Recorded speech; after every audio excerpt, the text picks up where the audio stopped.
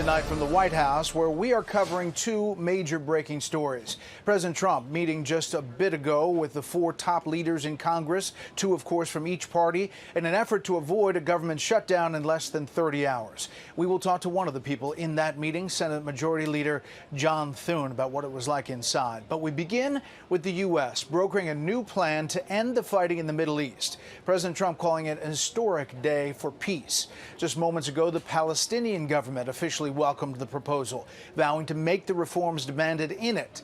That just leaves the Hamas terror group as a possible holdout. That group has received the plan and is studying it. Israel's prime minister says if Hamas does not accept, his country will finish the job and destroy Hamas by itself. Senior White House correspondent Peter Doocy starts us off tonight live from the briefing room with what's in this deal. Good evening, Peter. Good evening, Brett. The word from Hamas, according to our colleague in Israel, Trey Yingst, is that officials from Qatar and Egypt tonight have briefed Hamas negotiators about President Trump's 20-point peace plan. And these Hamas negotiators say they will now review the 20 points and respond.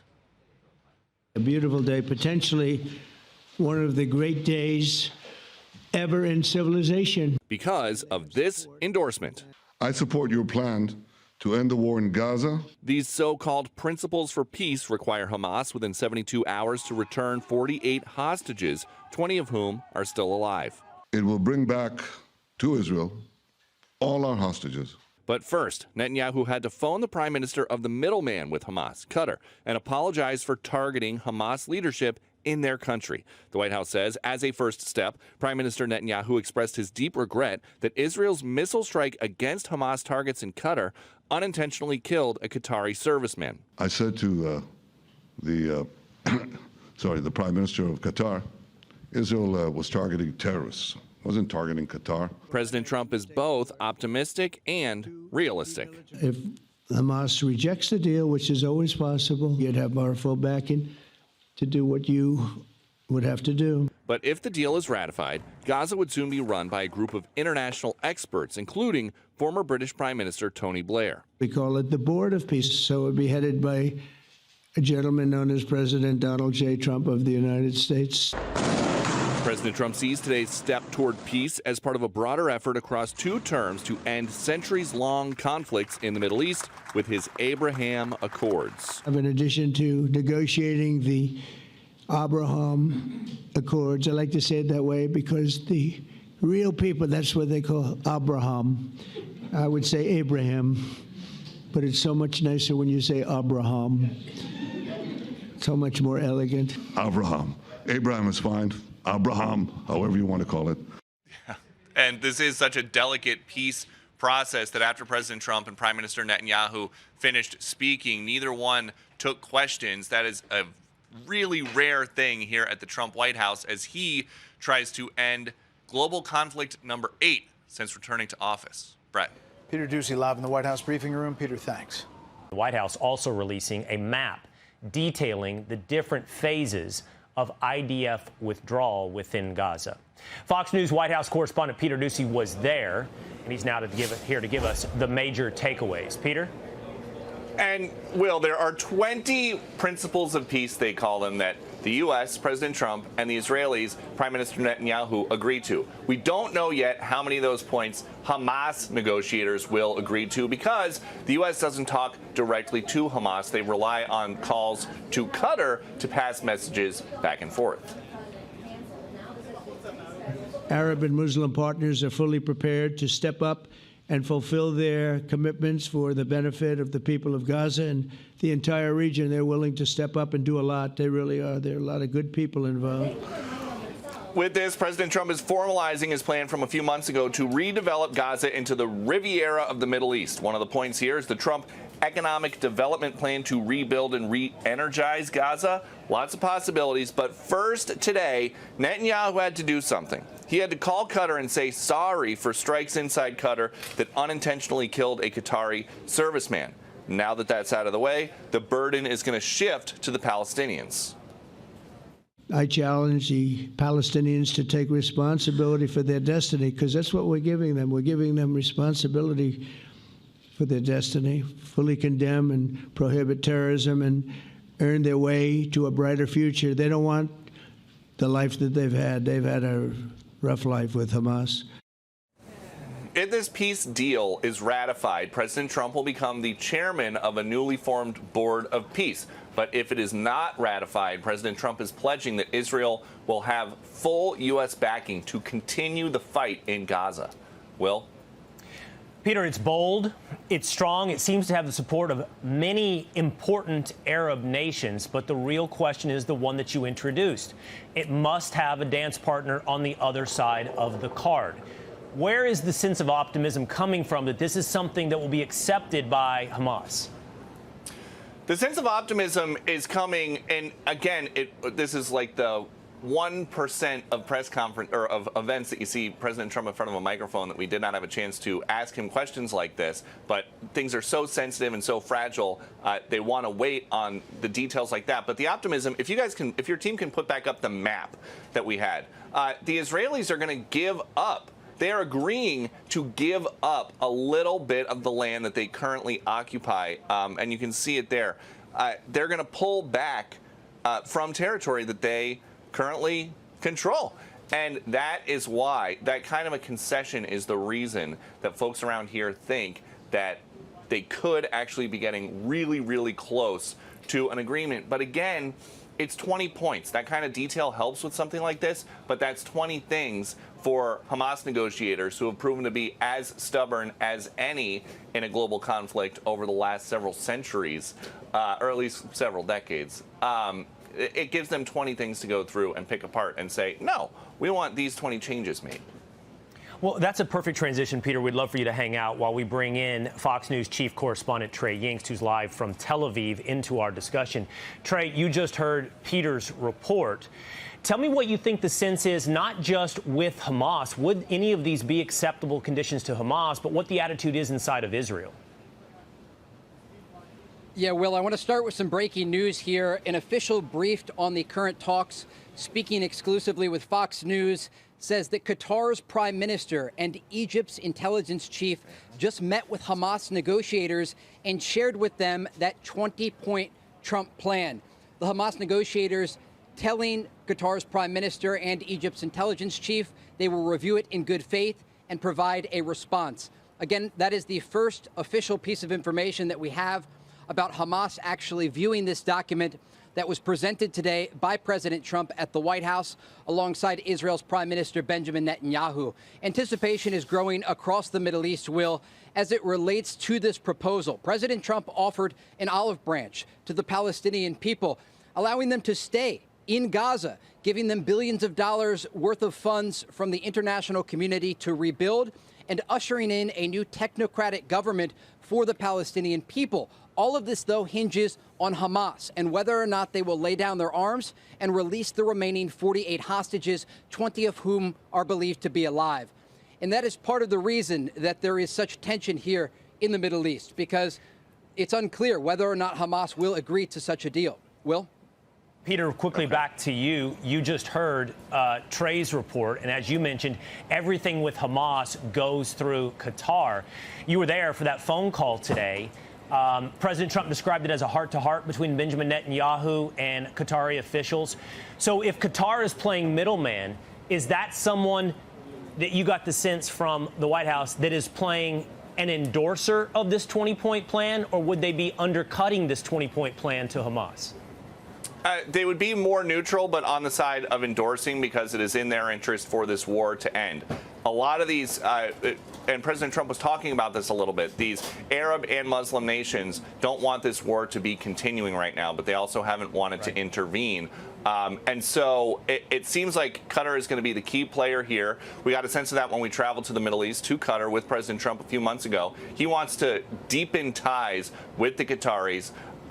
And so they are going to be important. They might be the most important people here other than President Trump and Prime Minister Netanyahu. But again, as Trey was just talking about, the wild card is Hamas and their negotiators. And President Trump, while they are so optimistic, he started this press conference today by saying that this could be one of the great days in the history of civilization. But there is a catch. It might not work out. And that all depends on these Hamas guys. All right, Peter, excellent report. Thank you so much for sharing that with us and being a part of this conversation. We're going to keep Trey for one more minute, and I want to ask you about that moment in history, Trey. It would be an incredible moment in history that sets not only this Trump administration apart from all the others who've tried to achieve peace in the Middle East, but it would be historical on its own in the Middle East, regardless of who's the president. And it makes you wonder, Trey, how likely we pull off this 20-point plan. Well, absolutely. And look, the president has been able to get the Qataris back as a mediator in all of this, and they are quite frankly needed to get such a deal done.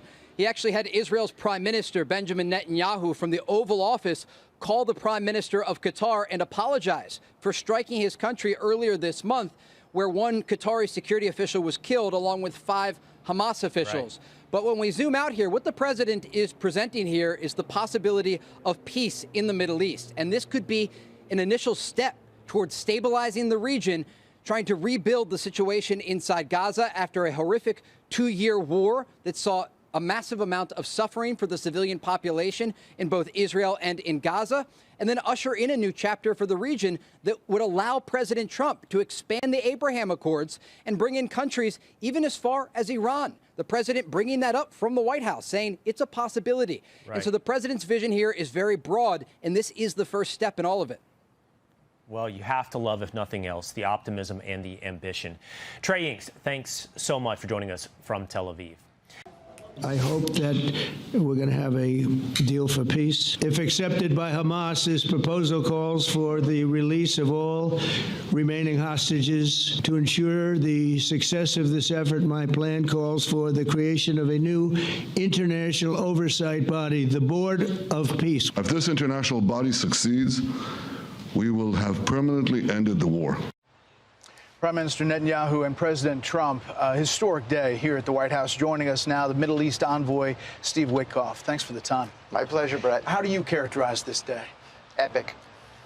Epic, really groundbreaking. And the president wants to see an overall peace. It's not just about Gaza. It's about how this might percolate into all other areas in the Middle East and what it's going to achieve, maybe even percolate into Russia, Ukraine. It's just the early hours here, but we've gotten word that Hamas has been briefed. Official telling us that Qatar's prime minister, Egypt's intelligence chief just met with Hamas negotiators, shared the 20-point plan. Hamas negotiators said they would review it in good faith and provide a response. Do you have any sense yet from that side?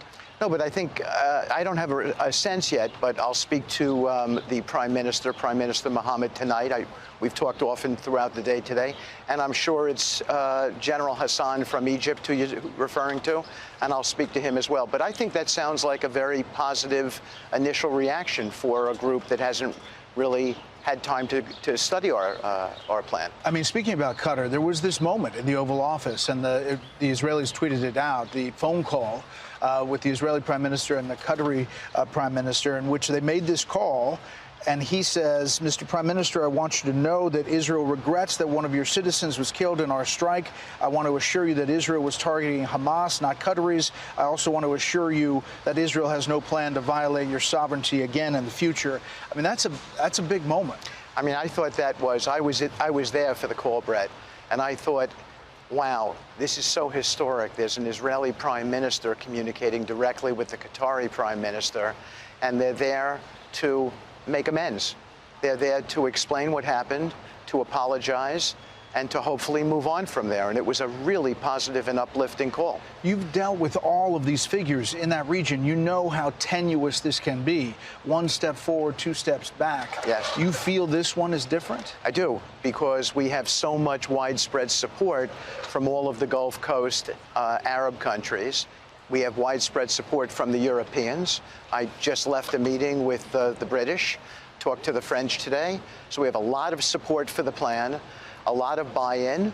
Do we have some details to work out? Yes, but you know President Trump as well as I do. With that indomitable spirit of his, everyone's going to be pushed by him, and I think we're going to get to the finish line. How much did he have to push Bibi Netanyahu?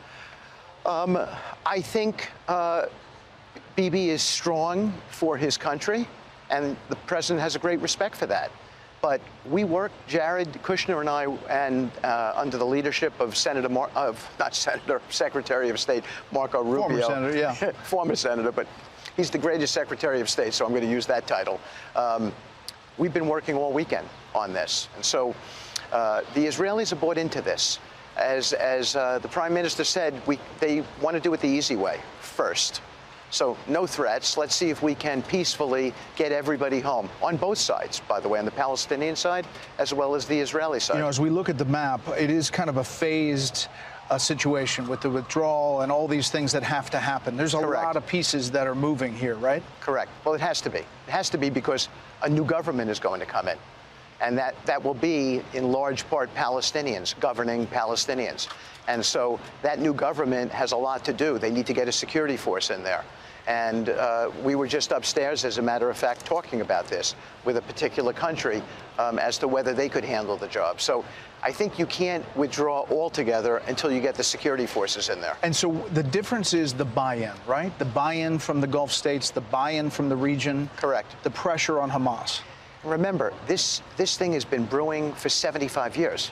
I mean, no one could figure it out. And so I think it's sort of astonishing to many people that it could happen this fast. But that's what happens when you get President Trump bought into the fact that he wants to see a peace deal here. This is how efficiently it moves. You want to put chances on it?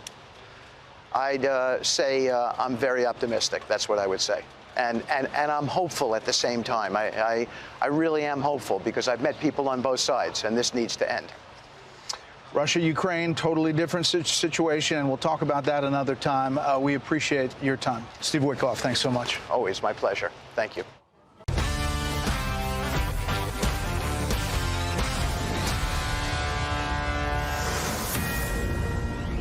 Fox News alert. Are we on the cusp of peace in the Middle East? A massive development out of the White House just in the last hour. President Trump welcoming Israeli Prime Minister Benjamin Netanyahu and hinting the world is closer than ever to a deal. Things that have been going on for hundreds of years and thousands of years, we're going to, at least we're at a minimum very, very close, and I think we're beyond very close. I'm not just talking about Gaza. Gaza is one thing, but we're talking about much beyond Gaza. The whole deal, everything getting solved. It's called peace in the Middle East. Trump also announcing Israel and the U.S. aren't alone in the talks. We agreed to launch a formal trilateral mechanism between Israel, Qatar, and the United States to begin a dialogue to enhance mutual security, correct misperceptions, and avoid future misgivings. And once again, underscoring the importance of getting the hostages home. If accepted by Hamas, this proposal calls for the release of all remaining hostages immediately, but in no case more than 72 hours. So the hostages are coming back, and I hate even saying this from the standpoint, doesn't sound right, but it is so important to the parents. The bodies of the young men, I believe in almost all cases, the young men are coming back immediately. Some of the main points from the White House's 20-point plan. If both sides agree, war will immediately end. Within 72 hours, all hostages returned. Israel will release 250 life sentence prisoners plus 1,700 Gazans. Hamas members who commit to peaceful coexistence, decommissioned weapons will be given amnesty. Aid immediately sent into the Gaza Strip. Gaza will be governed under temporary transitional governance entitled the Board of Peace, and that will be chaired by President Trump. An economic development plan is put in place by President Trump to rebuild Gaza. Hamas and other factions agree to not have any role in the governance of Gaza. The U.S. will work with Arab partners to develop a temporary international stabilization force. Israel will not occupy or annex Gaza. Additionally, interfaith dialogue processes will be put into place and established, and conditions may be in place for a pathway to Palestinian statehood. And the U.S. will establish dialogue between Israel and Palestinians for coexistence. It's quite the plan. The White House also releasing a map detailing the different phases of IDF withdrawal within Gaza. With that, we bring in Nazi Moinian, adjunct fellow at the Middle East Institute and part of my Fox Nation special, Enemy at the Gates, Iran's Threat to America, which is available now. And it's a look back because all these pieces, Nazi, welcome. Thank you very much for being here. Thanks for These pieces all fit together. And the president just spoke quite a bit about Iran. We know that Iran has backed Hamas and Hezbollah and the Houthis, all of these terrorist groups across the region. What is your reaction to this headline, the top line news here, that this proposal has been made? And now you hear Adam Boehler, who has a lot of experience negotiating this. He believes that Hamas is likely to go along with this plan. Well, first of all, thanks for having me back. I think it's a historic day, as you said so correctly. I didn't see this coming so fast. I knew that there was something that they were speaking about with Tony Blair. Kudos also to him, not only President Trump and Benjamin Netanyahu, but it's a historic day on many levels. Actually, I'd like to argue that since the presidency of Donald Trump, the 9 months have been a historic 9 months. But you know, this was the time to have some sort of a deal that was acceptable by all. And when they talk about it's a win-win situation, it's totally understandable and also foreseeable that the parties will walk away having saved face, having rescued the hostages. As many as are alive, we don't know, unfortunately. There are a few points that I just want to bring on. You know, it's wonderful that Hamas is being offered a deal. And we don't know if they're going to accept or not. That's why the president wasn't taking any questions. And amnesty is offered to Hamas, which is great. You know, they can lay down their arms and they can continue living peaceful lives. But I'm just wondering if there are factions in Hamas that will say no to this and will do whatever they can to create obstacles for this. And if they don't want to create obstacles, they will probably find refuge in a country like Qatar or another Gulf country that would welcome them and will reinvent themselves. So I'd love for the international community to have like an oversight committee that will be able to follow what these guys will do after this, because it's very, very possible that some of them will say no and will start to make trouble. And you know, we can just wait and see what the reaction is. But as for now, kudos to President Trump, kudos to President Netanyahu, to everyone who's involved, Steve Witkoff, Tony Blair, Jared Kushner. Thank you. It's the best Rosh Hashanah gift we could have had.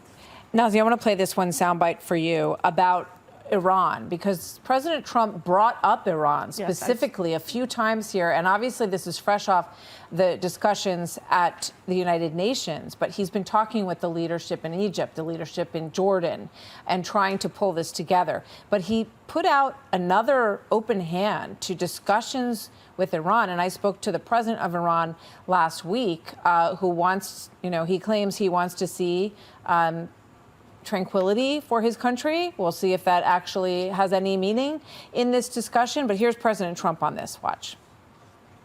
I long ago said, I'll bet you at some point Iran will be a member of the Accords. And little did I realize it was going to take this turn. That was some turn we did with the B-2s.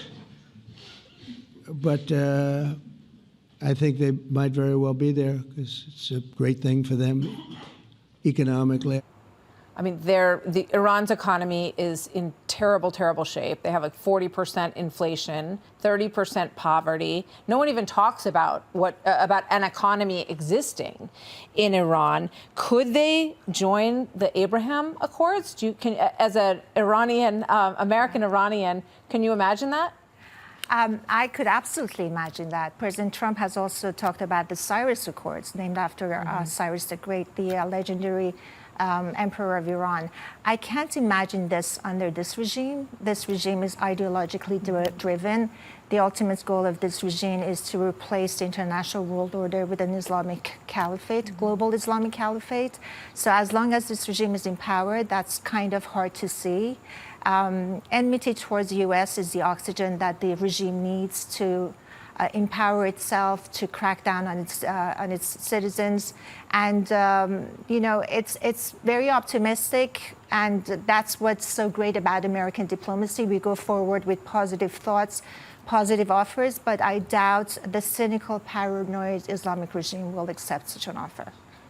So just crossing the Reuters wire is that Hamas says that they have not, Hamas official says the group has not yet received the written Gaza peace plan by Trump after the announcement on the plan. Your reaction to that headline? You know, we can't verify that, whether they have received it or not. They want to probably buy themselves time to be able to come up with a cogent answer.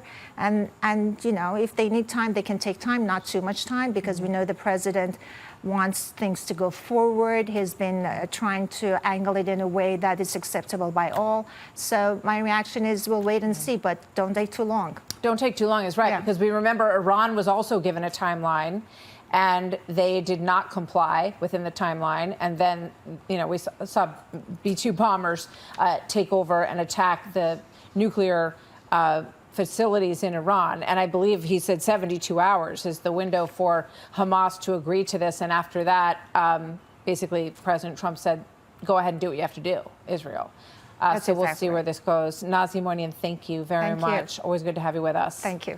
With that, we bring in President Trump's special envoy for hostage response, Adam Bowler. Adam, thank you for being here. I guess your sort of overall reaction to the outlines of this 20-point deal as we wait to see if Hamas agrees to this proposition. Martha, I want Khalid Mashal, because he's listening right now, the leader of Hamas. I want him to listen and hear that he was just offered something by two world leaders, two of the greatest world leaders, and we're all not just one nation under God, but we're one world under God. And Khalid has an opportunity to be great himself. And I believe that he will take the President of the United States, he's the only person in the world that could offer this, that he will take it and he will accept it. And to Peter's question, there is no negotiation. That's it. Everyone wins here. So, Adam, speak to us. I mean, you just returned from bringing home Amir Amiri, which I know was something that was very near and dear to your heart. You put yourself on the line many times to go into dangerous places and bring individuals home. And in that case, it was from Afghanistan. We still have people there. Talk to us about the situation regarding the remaining, and there's an image on the screen of that man being brought home to his great happiness. So we're going to put it up on the screen here. 724 days, 48 men and women, and 20 of them may be alive at this point. How do you see this part of the story playing out now, Adam? You know, when I was in Doha just hours ago, bringing Amir home, and I will tell you something that it convinced me of. Sheikh Mohammed of Qatar, the Emir of Qatar, the President of the United States, Bibi Netanyahu, and Khalid Mashal can make this happen. Now, there's a historic moment that God has given us. And I believe it will happen. And that's what I came from that. And in a way, maybe Amir brought us all together. Amir's somebody that came into the United States because he helped our country in Afghanistan. And we repaid the favor, and the president did. And somehow, he's brought us all here right now. What does it look like in terms of how this would play out? The return of these hostages, the return of the dead to their families in Israel, Adam? President Trump, Jared Kushner, and Steve Witkoff have just released a comprehensive plan that I've read. The White House has just released it, and it's very specific. And it says that if they release the hostages, that you'll see action within 72 hours from Israel. It gives a whole plan. And quite frankly, because I've seen the negotiations back and forth with Hamas, it gives everything that the Palestinians need, that people in Gaza need. Because no one of us, I said we're all one people under God, nobody wants to see suffering anywhere, least of all the President of the United States. He does not want to have to use his Secretary of War, but he will. That's why he called it Secretary of War. That's why Pete Hegg says it is Secretary of War. If he has to use it, he will, but he doesn't want to. He wants to use the Secretary of State. He wants to be a peacemaker. That's his first choice, and that's what you're hearing today, Martha. Adam Bowler, thank you. Thank you for the work that you've done to reunite people with their families. And we hope that the points in this 20-point plan will finally bring an end to this horror for these families since October 7th, and so much devastation in Gaza, as you point out as well, and some relief to the people there, which they have long been wanting and needing as well. And we do hope that the Hamas leader will listen to your words and do the right thing to bring some peace. We look forward to hearing that has happened. Adam, thank you very much. Thanks for all you do. Good to have you here today. Let's bring in our chief foreign correspondent, Trey Yingster, chief national security correspondent, Jennifer Griffin, and senior correspondent Benjamin Hall for more. Trey, where do you think we are in terms of acceptance of this 21-point plan on Israel's side and then Hamas's side? John, all indications in the region are that we are very close to an agreement to end the war inside Gaza. Next week will mark 2 years since the October 7th massacre, and we have gotten a look at some of the details inside of this 21-point plan. The plan says that within 48 hours of Israel accepting the agreement, all of the remaining hostages, 48 of them, 20 who are believed to be alive, would be freed from Hamas captivity inside the Gaza Strip, at which point Israel would be required to give up hundreds of life-sentenced Palestinian prisoners, some of them convicted of terrorism charges, along with around 1,000 Palestinians from Gaza who have been arrested since the beginning of the war. As part of this agreement, more aid would also flow into the Gaza Strip. You'd also see a gradual withdrawal of Israeli forces from the enclave, and then an ushering in of a technocratic government that would at least temporarily take over control of pockets of Gaza before it could be stabilized and a rebuilding effort started. All of this hinges, though, on whether or not Hamas will agree to this deal. And it will be interesting to see what President Trump and Israeli Prime Minister Benjamin Netanyahu come out and say during this press conference at the White House, because unless they have assurances from the Qataris and from other regional players that Hamas is willing to accept this agreement, these two world leaders could come out and say that a deal has been reached. But again, this all hinges on whether or not Hamas will lay down their weapons and release the hostages. John, Jillian? And thanks for that, Trey. If history, recent and ancient, is any guide, Benjamin, there is zero chance Hamas is going to do that. They have spent the last few decades clinging to political power at any and every expense. They have not blinked when tens of thousands of people die, their own people, Palestinians in Gaza. They have not blinked as this war has unfolded and 2 million people have been displaced. It is hard to imagine they're going to get to some point where they willingly, pass the baton on to new leadership. Well, absolutely. And I think that any deal that comes to them, and Hamas has just said yesterday that they have not yet seen any sort of new negotiation, any sort of plan. So this has not yet reached Hamas officially. And they said they will only listen and respond to something that came from one of their trusted mediators. So again, Qatar or the UAE. But so I think whatever goes to them has to be watertight, because if they commit to give up all the hostages dead and alive in 48 hours, they are effectively giving up. And I hate to use the word, they're bargaining chips. That's how they see these hostages who they've held for almost 2 years as bargaining chips. And if they give them their freedom and they hand them back to Israel, then I suppose Hamas will be worried and thinking, then we've got nothing left. And Israel looks for one way in which they say we've broken the deal and the war continues and we've lost the hostages, which they can keep using. So can Hamas give them up? We know that Hamas does not mind the death of civilians. I mean, the more people that die, the more Hamas seem to feel that they get political gains. And look, you can just see how all these countries recently said they would recognize a Palestinian state. The UK, Canada, Australia, France. President Trump himself, when he was here visiting Windsor, said that is effectively a victory to Hamas. They have killed 1,200 people, they have taken all these hostages, and they are getting something positive from it. Irrespective of the fact that Gaza has been flattened in many parts, 60,000 people there have been killed, according to the Gazan authorities, to Hamas. So what can you say to Hamas? How can you guarantee to them that if they release the hostages, that this peace deal will go forward? And I think that that's going to be the one thing which will decide whether they accept it or not. You know, Jennifer, I was just thinking this morning, how long have we been at this? I remember the heady days back in 1993 when on September the 13th, Bill Clinton presided over that famous handshake between Yitzhak Rabin and Yasser Arafat. And everybody thought, oh, it's peace in our time. And while the faces and the players may have changed, we're not far from where we were back then.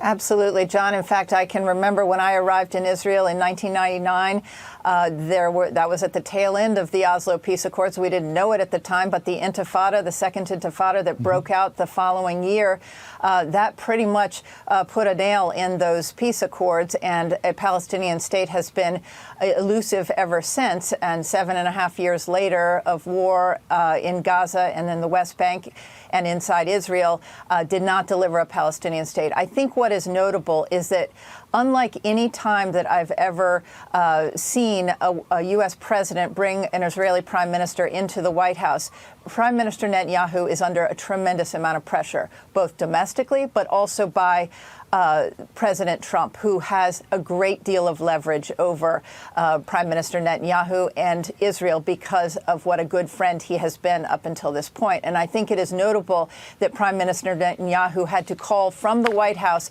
under President Trump's direction and apologize to the Qatari leadership for that airstrike that killed a Qatar that was targeting Hamas, missed, but killed a Qatari security officer. That apology seems to be laying the groundwork for perhaps Qatar coming back on board, and Qatar will have the most influence. If anyone has an influence over Hamas, it is Qatar. And that airstrike was very disruptive and surprised the White House and angered the president and others, and had really set back what Steve Witkoff and Jared Kushner had been trying to negotiate in the region. Panel, I'm going to go ahead and bring in Nathan Sale. Stick with us because we'll be right back to you. Ambassador Nathan Sales, kindly sitting with us on the set here. Sir, what would you most like to see? Forget, the niceties and what they might say about a deal. What would you like to see concretely come out of this meeting? Great question, Jillian. The basic structure of the deal, we can talk about the details, but the basic structure is the war ends on the one hand, and on the other hand, Hamas releases all the hostages, and it does it now, and Hamas goes into exile, playing no future role in the governance of Gaza. Now, the key question is, Israel seems to be prepared to say yes, more or less, to everything that the president has put on the table.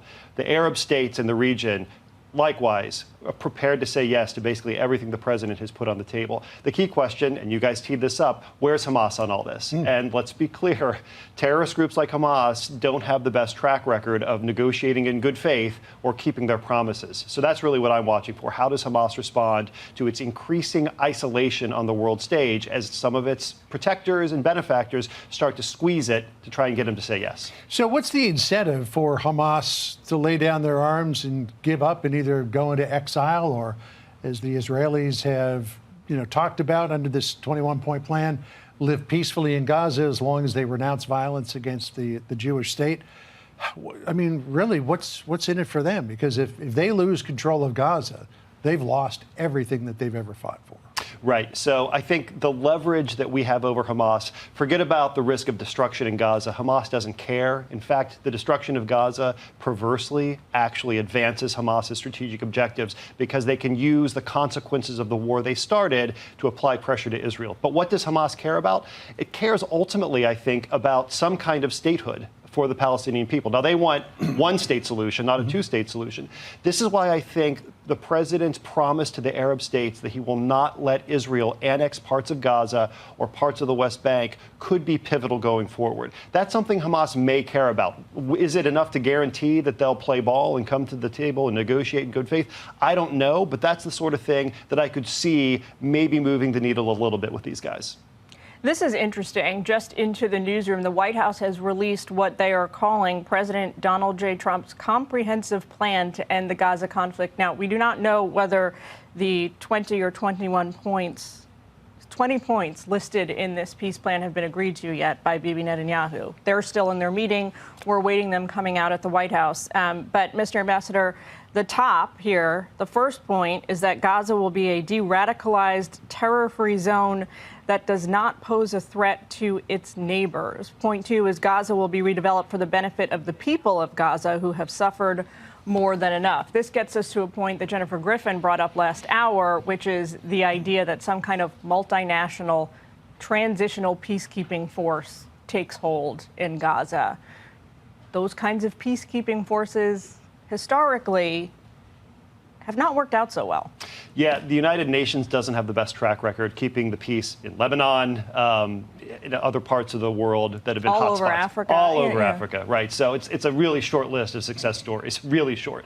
So we're going to have to improvise here. We're going to have to rely on President Trump's personal relationships with Gulf leaders, whether that's the Saudis or the Emiratis or the Qataris, and hopefully, or the Egyptians, and hopefully we can see a regional coalition of forces on the ground there. We don't want the Israelis to do it because that's a recipe for occupation and continued conflict. The Arab states won't like that. So the Arab states, if they don't want the Israelis to be guaranteeing security, they're going to have to step up and provide security themselves. All right, let's go back to Trey Yingst in Israel, because he's had a chance to look through this now 20-point plan, as Jillian pointed out. We thought it was 21, but they've either amalgamated two into one, or they decided that they didn't need one. But the part of this that I thought was interesting, Trey, is point number 3. It says if both sides agree to this proposal, the war will immediately end.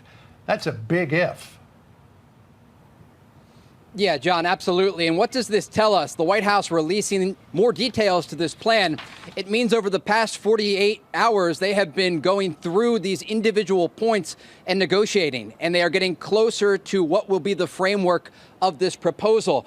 And when you look through it, there are a few numbers slightly changed, such as the release of the hostages. The new point number 4 says within 72 hours of Israel publicly accepting the agreement, all hostages alive and deceased will be returned. Also, we have more numbers of what the Israelis will have to give up. This plan states that 250 life sentence Palestinian prisoners plus 1,700 Gazans who were detained after October 7th would be freed. When you go through this, I also look at point number 10, which also stands out to me, and it says a, quote, Trump economic development plan to rebuild and energize Gaza will be created by convening a panel of experts who have helped birth some of the thriving modern miracle cities in the Middle East. This language sounds like it is coming directly from the White House. And again, the president's name is on this plan. He is directly involved in trying to get this ceasefire agreement over the finish line to end the war inside Gaza nearly 2 years in, return those hostages, and finally bring this situation in the Middle East that's been going on for 724 days to a close. John, Jillian? Thanks for that, Trey. Jennifer, I don't know if you've had a chance to look at any of these yet, but to pick up on a point that Trey just made, what does a quote-unquote end, sudden terminal end to this war look like? And at this point, is it even possible when you have two sides who have not really acknowledged getting involved in a war in the first place? Well, I think what's notable, Jillian, is a talk of an end to the war suggests that there are two parties involved. But if you look at the Gaza Strip and you look at Hamas and other allied terrorist organizations, whether it's Islamic Jihad or many, many splinter groups that, remember, the hostages who were taken on October 7th, they were sent to be held by these different groups. What is Islamic Jihad saying about this? What are the other groups saying? What is the Palestinian Authority saying? A lot of this sounds like it's being negotiated between the President Trump, and the Prime Minister of Israel. While the Qataris and other Arab states want to be involved, it is not clear that this is a cohesive group on the other side in the Palestinian. One of the problems with the last 20 years or so is that the Israelis have pretty much eliminated a lot of the leadership of the Palestinian Authority. The Palestinian Authority itself is disrespected because of the corruption, and so they don't have authority. So the question is, who speaks for the Palestinians? And there is not one person to negotiate with. So you can declare an end to the war, but what happens with all the weapons in Gaza? What happens? How do you do this transfer? How is it that the leaders of Hamas, if they survive in the next 72 hours, are they going to be ferried out of Gaza and to a safe country? They weren't safe in Qatar, as we saw just a few weeks ago. So there may be an agreement, but I just don't see how it's implemented. So to that point, Jennifer, number 6 in this peace plan says that Hamas members who commit to peaceful coexistence and to decommission their weapons will be given amnesty. They will also be provided safe passage to receiving countries. But it would not be entirely impossible for the group to reconstitute elsewhere. I cannot imagine that the foreign funds, from state sponsors of terrorism around the world would completely dry up, in 24 hours. I think it's less likely that they could reconstitute elsewhere, because we did see this again at the end of the Second Intifada. And remember, there was a big siege in Bethlehem at the Church of the Nativity, and some of those Palestinian Authority members of the Al-Aqsa Brigades were sent as part of the amnesty to Ireland and elsewhere. And they did stop fighting. They integrated into European countries, and they have not carried out attacks on Israel since then. However, what is more likely to happen is that people inside Gaza who might be affiliated with Hamas, either loosely or directly, they might put down their weapons temporarily. They may change they don't wear uniforms, but they may try to blend back into the population and not leave. Those are the people who usually are the seeds of the next intifada, the next attempt to attack Israel.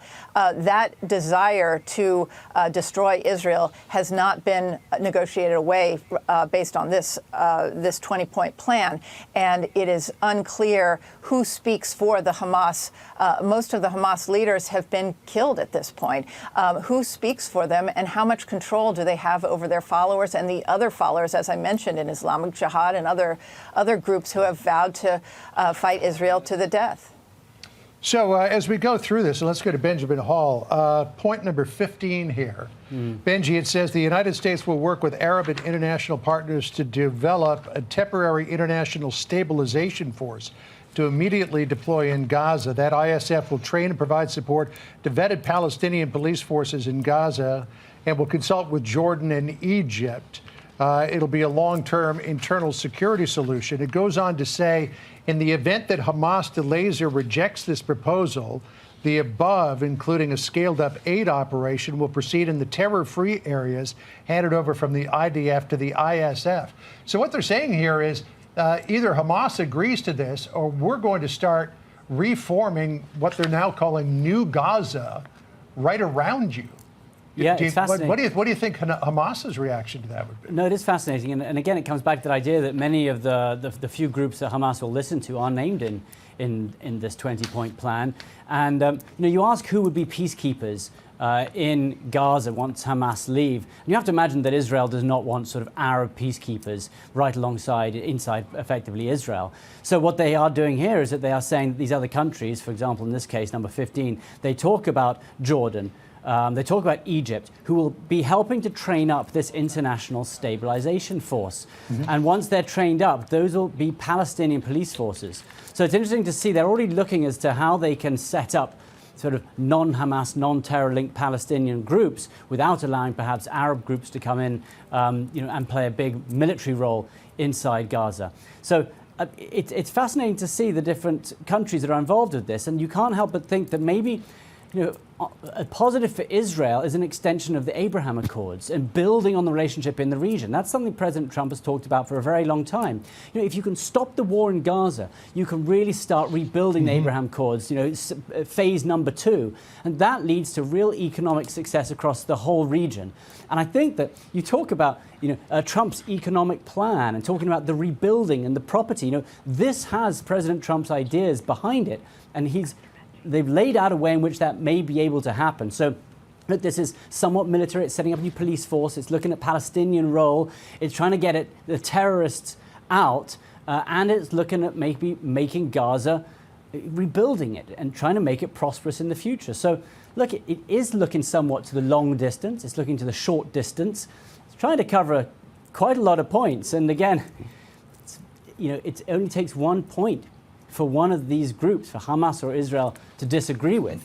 And it's largely thought that Israel has agreed with most points, and there were two major points that they disagree with. One is the Palestinian Authority having a role, and the other is a path to statehood. But President Trump has come out and said both sides need to make some concessions. Are those the two concessions? What concessions does Hamas have to make? But it's a really detailed 20-point plan, this, and we have to wait to see what happens. And just to add to the point that you were making, Benji, about expansion of the Abraham Accords, as we saw at the UN General Assembly on Friday during his speech, Benjamin Netanyahu suggested that Israel is well into negotiations with the new Syrian government about a security plan, not yet a normalization of relations, but a security plan. And he reached out to Lebanon to say, hey, let's get rid of Hezbollah and see if we can normalize relations between the two countries. But all of that hinges, I think, on stopping this war in Gaza. Jillian?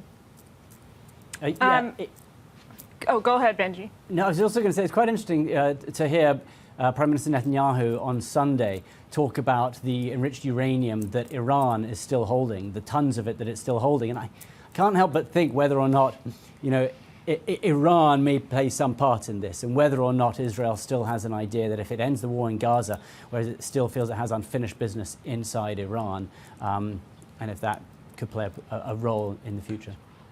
Hey, Sean Hannity here. Hey, click here to subscribe to Fox News YouTube page and catch our hottest interviews and most compelling analysis. You will not get it anywhere else.